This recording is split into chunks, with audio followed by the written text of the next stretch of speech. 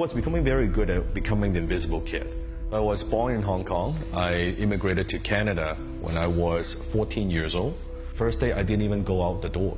I was so afraid. I was one of the only 3 Chinese in my school. I was getting bullied, I was getting beat up, I was getting pushed around. I would never ask questions, they would put on my hand. Right after school, I would just grab my backpack, go to my locker, not look at anyone, not make any eye contact, and just go home.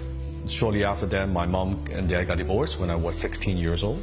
One day when I came home from school, my mom was staying in the bedroom, but she was talking on the phone with somebody.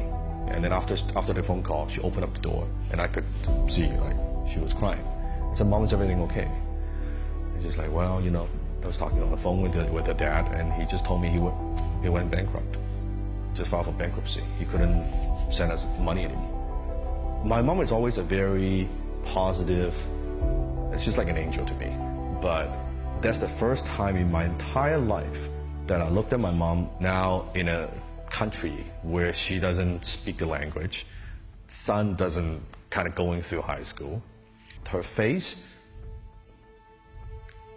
the hopelessness.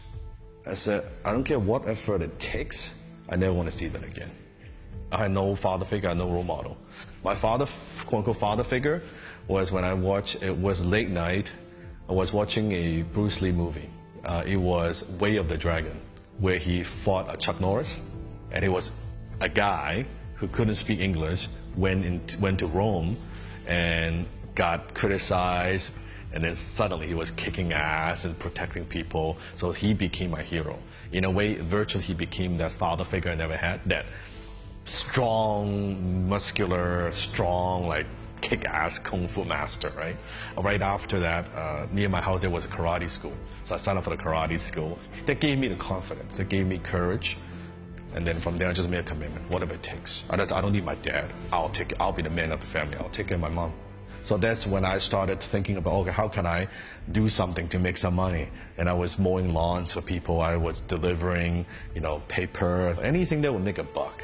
Really, I was trying all kinds of business ideas. And then afterwards, I started my own one-man advertising agency. And that was my first taste of success. Was being able to provide for my mom. Finally, now I could go to the grocery store and not have to go to the almost expired section to buy fruit and vegetables. That was very, very much the turning point.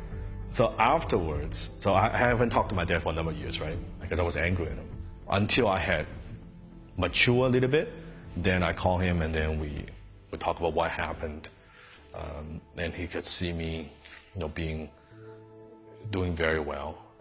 I was making about $10,000 a month as a young guy, 6-figure a year. I knew he was just getting by, and he was worrying about a place to live. So at that time, I went back to Hong Kong, and I was walking down the street, the city in Hong Kong. We stopped. I said, "Dad, you see that window up there?" "Yeah." I reached in my pocket. I pulled a set of keys. I put it in his hands. My dad looked puzzled. I said, "Dad, I bought that unit for you. You got a place to live in now. It's yours." He was bawling. All he could say was, "Son, let's go get lunch." That look made everything worthwhile. At the time we talked, he said, "Next week, son, I'm going into the hospital for a regular checkup." And then I know the date after he did a checkup, I didn't get the call. I thought it was a bit strange. The next day, I got a call from my aunt. I picked up the phone, it was like 3 a.m., very late at night. "Your dad's in emergency." He said, "What happened?" "Well, he found that he needs surgery immediately. We need to operate him." But at the time, I was chasing the biggest deal I've ever done in my life. I said, I had to be in the US, I gotta finish this before I would come back, because it's a very important deal. I had to do a little video conference with my dad. I could see him in the hospital, hair all gray, he had this tube, he couldn't speak. So Dad, as soon as I finish, I will come back and see you. right? And I thought I would make him proud. I thought I would close the deal. I'd go to Hong Kong. I never thought about it. And that was the last time I talked to him. That was it. I never got to say goodbye. I never got to say anything. It's the biggest regret. It's truly the biggest regret.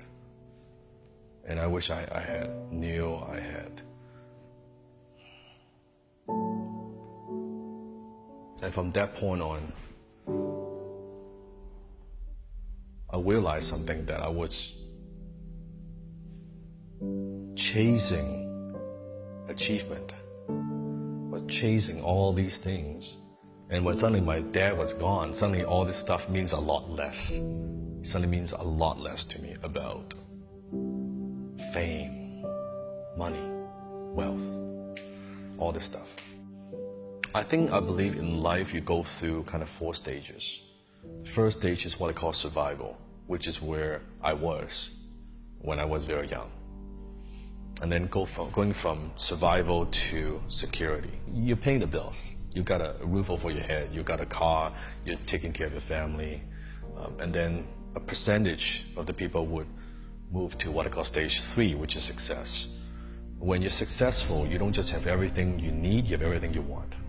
And I operate in that phase, at that stage, for the first, I would say, 10 years of my career. And then after that incident, after my dad passed away, then I shift from success to significance. When you shift from success to significance, it's no longer just about you. It's no longer just about, hey, here's what I want. Here's what I want to have. Here's what I want to own. From a poor immigrant boy who couldn't speak a word of English, now my work is impacting people in 100 countries. It sounds so cliche, but it is. What's your legacy? What's your impact? What do you want to leave behind? What do you want to be known for after you're gone? Our society, we don't take the time to just slow down a bit to be grateful and find the little things to be grateful. The people around me, my family, my friends, my team, my students, every little thing. All the tragedy, all the mistakes, all the headaches, all the hardship. You might not like it, you would probably hate it, but you will look back and that would be the greatest thing that ever happened to you. All depends on how you interpret it. And that's why people, they keep chasing and chasing and chasing the next thing. They're never happy. If you're not grateful with what you have, you're not going to be grateful even if you have more. So I say it's be grateful with what you have while you strive for more.